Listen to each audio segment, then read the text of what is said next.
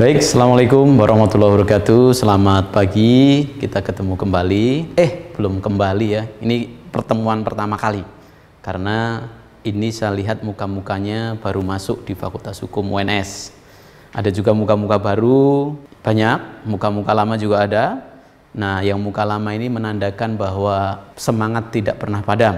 Karena dulu mungkin nilainya kurang. Tapi ingat, bahwa dulu gagal belum tentu saat ini sukses. Sama saja ya, dulu gagal, saat ini saya yakin akan lebih sukses, ke depan bisa jadi lebih sukses. Kita nggak tahu siapa yang menentukan masa depan kita selain kita sendiri. Harus berusaha dan berikhtiar. Dan yang hari ini akan sukses atau yang hari ini sukses, jangan berbesar hati dulu, berbesar diri dulu, karena belum tentu menjamin kesuksesan berikutnya. Nah, ketemu dengan saya, hari ini saya akan menyampaikan satu materi yang sangat menarik di bidang hukum, yaitu pengantar ilmu hukum. Apa itu pengantar ilmu hukum? Ada 3 kata nih. Yang pertama pengantar, kedua ilmu, ketiga hukum. Jadi pengantar ilmu hukum. Nah, pertama kita bicara mengenai pengantar. Pengantar itu introduction. Introduction itu ya sekedar pengenalan, mengantarkan. Coba kita misalnya bayangkan bahwa seorang ayah atau seorang ibu mengantarkan anaknya ke sekolah. Ada tujuannya kemana? Ke sekolah. Nah, dia mengantarkan. Nah, ini mengantarkan saja. Sehingga kalau kemudian kita lihat kata pengantar, itu subjeknya siapa? Ya si ayah, si ibu. Nah, dalam konteks kuliah hari ini, mata kuliah kita ini, kita tidak bicara subjeknya itu berupa orang. Kita tidak bicara subjeknya itu berupa benda besar atau apa, tetapi subjek yang kita bicarakan adalah mata kuliah. Nah, mata kuliah ini adalah namanya pengantar ilmu hukum. Jadi inilah hakikat pengantar, akan mengantarkan Anda ke sesuatu yang akan dituju. Nah, maka yang namanya dalam pengantaran itu, ya tentu Anda mempersiapkan dasar-dasar, misalnya mau ke sekolah apa yang harus disiapin. Anda tahu dulu bukunya, misalnya hari ini pelajaran IPA, IPS, atau apa lagi misalnya kalau sekolah, ya bukunya disiapkan, tasnya disiapkan, termasuk makanannya di perut ini juga sudah dimasukkan dan seterusnya. Nah, itu hakikat pengantaran. Kedua, ilmu. Nah, ilmu ini kalau bahasa yang paling dekat itu adalah dalam bahasa Arab. Ada bahasa lain misalnya ada scientia, ada sayo, ada sire. Nah, dalam bahasa Latin itu yang berarti semuanya adalah pengetahuan. Kalau dalam bahasa Arab ada namanya alama, ada namanya ilmu. Ilmu juga sama artinya, pengetahuan. Pengetahuan itu ya untuk menemukan sesuatu, untuk meningkatkan pemahaman sesuatu. Bahkan dengan pengetahuan itu ya proses untuk mengetahuinya sangat tersistem. Dengan pengetahuan pula kita menjadi tahu sesuatu yang sebelumnya tidak tahu, sesuatu yang sebelumnya sudah kita ketahui bertambah lebih mengetahui lagi.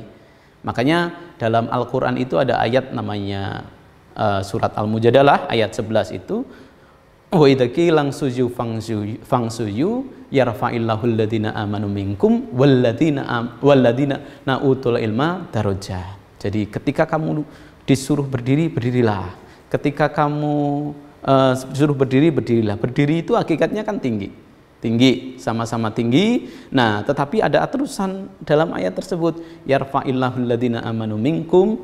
Allah itu akan meninggikan orang-orang yang beriman, walladzina utul ilma, dan orang-orang yang berilmu darajat, beberapa derajat. Sama-sama tinggi, tapi khusus untuk orang yang beriman dan berilmu, tingginya itu lebih tinggi nih. Tingginya lebih tinggi. Nah, itu yang kemudian dihargai oleh Tuhan, dihargai oleh Allah, bahwa orang-orang yang berilmu itu akan ditinggikan derajatnya. Nah, karena apa? Prosesnya bukan seperti mendapatkan ilmu itu kemudian kita tidur, mimpi, tahu-tahu kemudian kita bisa perkalian dari X sampai X dan seterusnya, rumus matematika kita hafal, rumus-rumus fisika kita hafal, nama-nama dalam biologi Latin dan seterusnya itu kita hafal, termasuk bahasa kemudian kita memahami. Tidak begitu namanya ilmu. Ilmu itu dalam bahasa Jawanya oleh kanti laku. Nah, laku ini apa? Laku ini proses untuk mendapatkan, yang itu diperoleh dengan cara kita berusaha, tersistem. Jadi ada pola tersistem, nggak bisa ujuk-ujuk kemudian kita bangun tidur tahu-tahu kita menjadi ahli dalam semua hal. Nggak bisa kemudian kita makan ya, makan tahu-tahu kemudian kita langsung bisa mengetahui ilmu tentang gizi. Ya, ada prosesnya, proses belajarnya ini. Nah, Tuhan Allah itu menghargai proses belajarnya ini, yang dalam Jawanya disebut laku ini. Nah, laku ini, proses belajar ini yang kemudian dihargai dengan meninggikan derajat orang yang berilmu.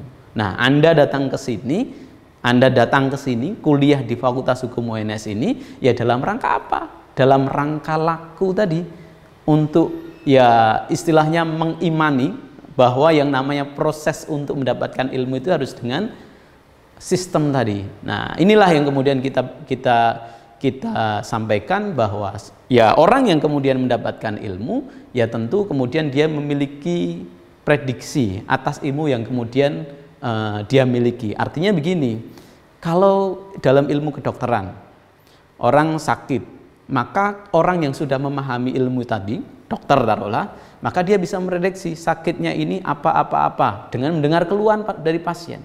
Ya, dengan mendengar keluhan pasien, ini prediksi. Diperoleh dari apa? Bukan dari jin atau apa namanya, tapi dari ilmu yang kemudian dia pelajari. Inilah namanya tersistem. Ilmu itu begitu. Nah, ada beberapa cabang dalam ilmu itu, ada dua secara umum, ada namanya science yang kita kenal dengan nama ilmu alam, dan ada social science yang kita kenal dengan ilmu sosial. Nah, kalau sains, ilmu alam itu ya ilmu yang berkaitan dengan deskripsi, prediksi, pemahaman tentang fenomena alam, bahkan dalam apa yang ada dalam tubuh manusia physically ya, physically, bukan tubuh manusia dalam sifatnya tetapi physically.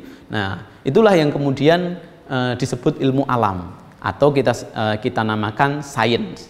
Nah, kalau Anda dulu di SMA ada yang namanya masuk di IPA. Nah, IPA itu ya sains itu ya, contohnya ya kemudian kalau dalam kuliah ya nanti ada cabang ilmu dalam bidang kimia, fisika, kedokteran, biologi dan seterusnya, matematika termasuk di situ. Nah, yang kedua, cabang ilmu yang kedua adalah social science. Nah, social science ini didedikasikan untuk studi tentang masyarakat dan hubungannya dengan individu. Dalam konteks apa? Ya konteks sosial.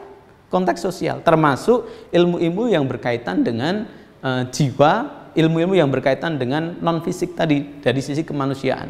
Misalnya seorang filosofis dan seterusnya. Nah, dalam misalnya kita ngambil jurusan ya ada nanti jurusan psikologi misalnya, jurusan filsafat, ada sosiologi, ada politik, ada bahasa, ada antropologi, ada sastra, dan ada hukum. Yang Anda masuk ke sini ini masuk dimensi dalam cabang ilmu sosial. Jadi kita sebut namanya adalah social science.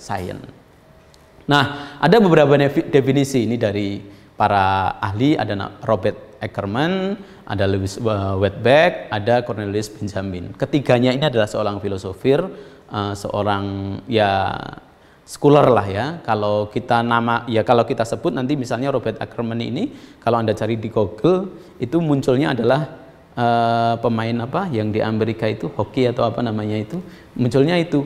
Nah, tapi kebanyakan itu, tapi dia adalah seorang filosofer, tapi bukan pemain itu, tapi di trace lagi nanti akan muncul Robert Ackerman yang seorang scholar, seorang filosofer yang dia menuliskan ilmu itu apa. Nah, jadi poinnya adalah pengetahuan itu didapatkan dari studi. Jadi merupakan yang nanti akan menghasilkan gagasan. Itu Robert Ackerman. Terus ada Louis Wetbeck misalnya, ini juga sama seorang filosofer, American philosopher. Dia juga mengupakan bahwa ilmu itu merupakan satu jalan untuk mendapatkan pengetahuan yang baru. Ketika Anda ingin mengetahui pengetahuan baru, Anda harus mendapatkan ilmunya tentang itu. Tidak bisa kemudian ya tadi saya sebut, tahu-tahu kalau zaman dahulu itu duduk di bawah pohon, langsung kemudian kita mendapatkan wangsit. Nah, beda itu ya. Misalnya kita mempercayai itu ada, itu beda. Wangsit, ilmu. Nah, ilmu itu ada metode ilmiahnya. Sedangkan wangsit itu metodenya apa namanya? Nah, wangsit, metodenya nggak jelas ya. Metodenya nggak jelas. Ya sebaiknya kita nggak usah kepercayaan itu. Yang kita percayain adalah yang kita pelajari di sini ya ilmu tadi, ada metode ilmiahnya. Terus ada Cornelius Benjamin. Cornelius Benjamin ini kalau Anda cari di Google nanti dia juga akan muncul nama Cornelius Benjamin ini seorang komposer, seorang musician gitu. Tapi ada lagi kalau ditrace lagi, dia adalah seorang filosofer juga. Jadi beda antara yang seorang musician dengan seorang filosofer. Nah, ini definisi Cornelius Benjamin yang seorang American philosopher juga.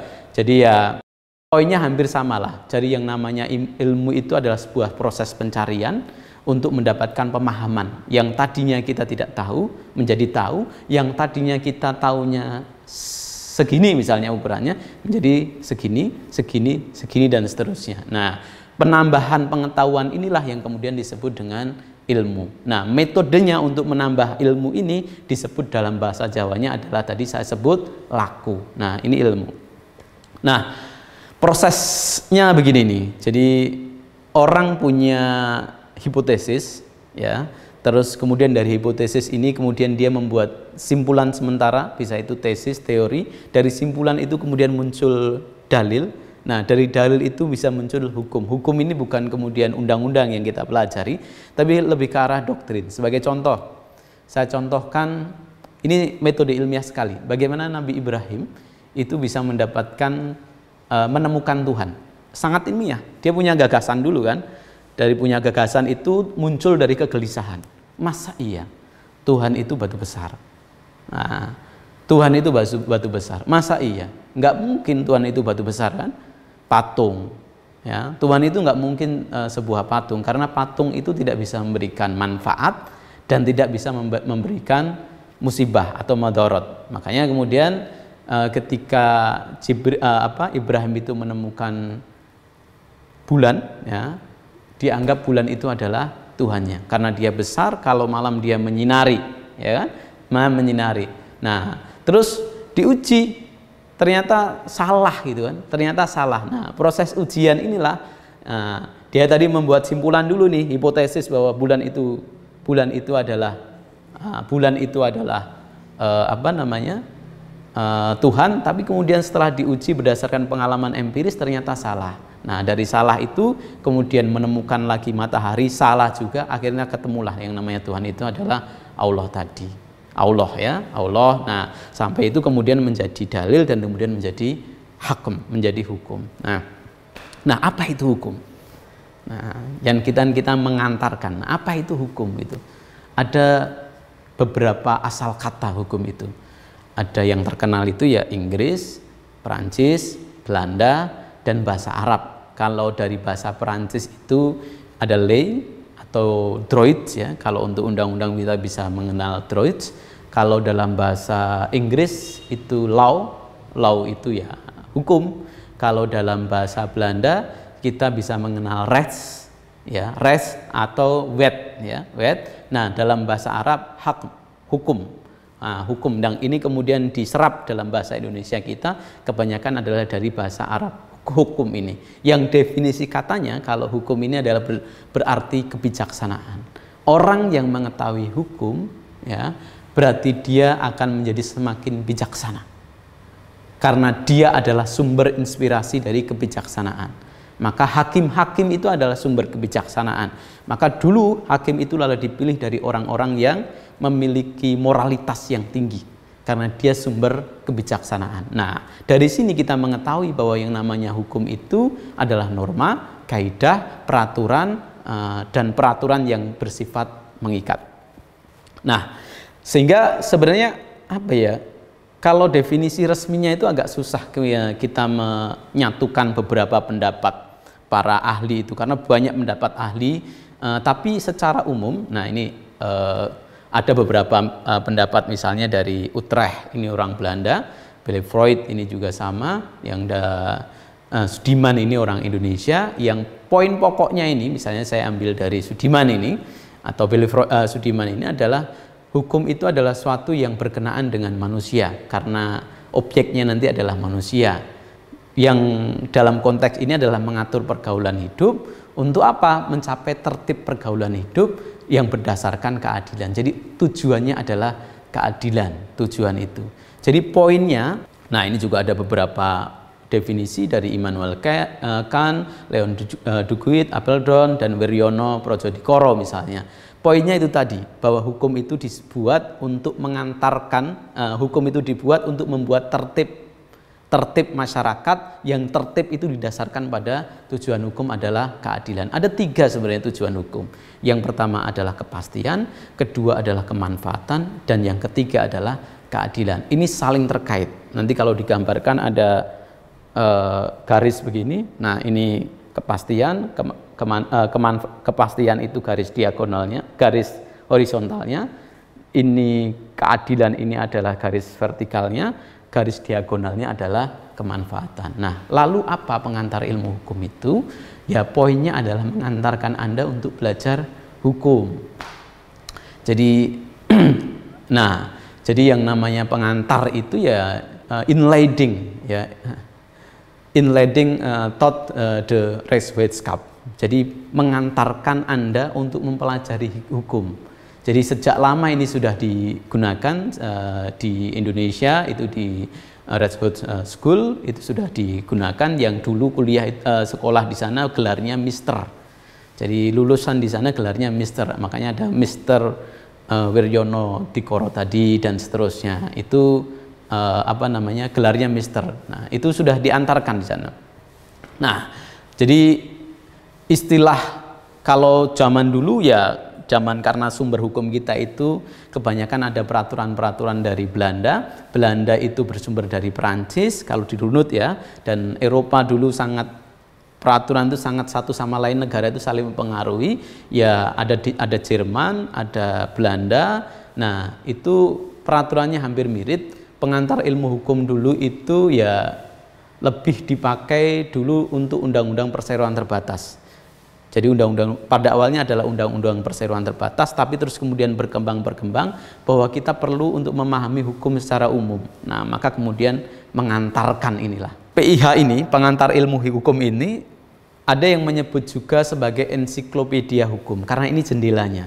Anda mau belajar hukum, jendelanya ini di sini. Nah, untuk lebih lanjut, lebih detail, maka nanti Anda setelah belajar ini akan mengetahui, oh ada hukum dagang, oh ada hukum pidana, oh ada hukum perdata, oh ada hukum administrasi negara, oh ada hukum tata negara, dan seterusnya. Ya, hukum internasional. Nah, ini Anda diantarkan ke sana. Nah, PIH ini adalah mata kuliah keahlian dan keilmuan. Keahlian apa? Ya karena hukum. Keilmuan apa? Ilmu hukum nanti yang akan Anda dapatkan. Poinnya adalah dalam PIH ini Anda tidak diajarkan untuk menunjuk satu sistem hukum. Sistem hukum itu ada common law, ada civil law, ada sistem hukum Islam, ada sistem hukum adat, tapi semuanya kemudian kita pelajari. Mulai dari nanti definisinya, tujuannya, sejarahnya, terus pengertiannya, ya, termasuk hak dan kewajiban para subjek hukumnya, sumber-sumber hukumnya, dan termasuk juga mempelajari sistem hukum yang ada dalam masyarakat. Misalnya kalau di Indonesia itu ada 3 sumber sistem hukum. Sistem hukum Barat, adat, dan Islam. Nah, ini nanti kita pelajari. Nah, alat bantunya apa? Nah, kita akan pelajari ada sejarah hukum, sosiologi hukum, antropologi hukum, perbandingan hukum, dan psikologi hukum. Sejarah hukum itu ya kesejarahan. Hukum itu terbentuk dari mana? Oh, mulai dari zaman orang belum mengenal hukum, sampai kemudian zaman Eropa sebelum zaman pencerahan, sampai kemudian Belanda datang ke Indonesia, terbentuk beberapa sistem hukum itu, termasuk para pedagang-pedagang yang datang ke Indonesia. Nah, sampai kemudian kita ada aturan peralihan pasal kedua, itulah yang mendasari aturan-aturan lama berlaku. Sejarah kita pelajari. Sosiologi hukum ini relasi hukum dan masyarakat sebagai gejala empiris. Apa hubungan hukum dan masyarakat? Kita pelajari. Kalau antropologi hukum itu lebih ke arah dinamika dan perkembangannya. Kalau perbandingan hukum, nanti kita bisa membandingkan hukum Indonesia dengan hukum di yang dulu menjajah kita, Belanda, sekarang seperti apa, atau di Amerika, atau di Islam misalnya di Arab, atau di Malaysia misalnya. Nah, terus kalau yang terakhir, psikologi hukum itu adalah cabang pengetahuan yang mempelajari hukum itu sebagai suatu perwujudan perkembangan jiwa manusia. Nah, kira-kira ini secara utuh yang nanti akan kita pelajari ketika Anda mengambil mata kuliah pengantar ilmu hukum. Sekian, terima kasih. Assalamualaikum warahmatullahi wabarakatuh.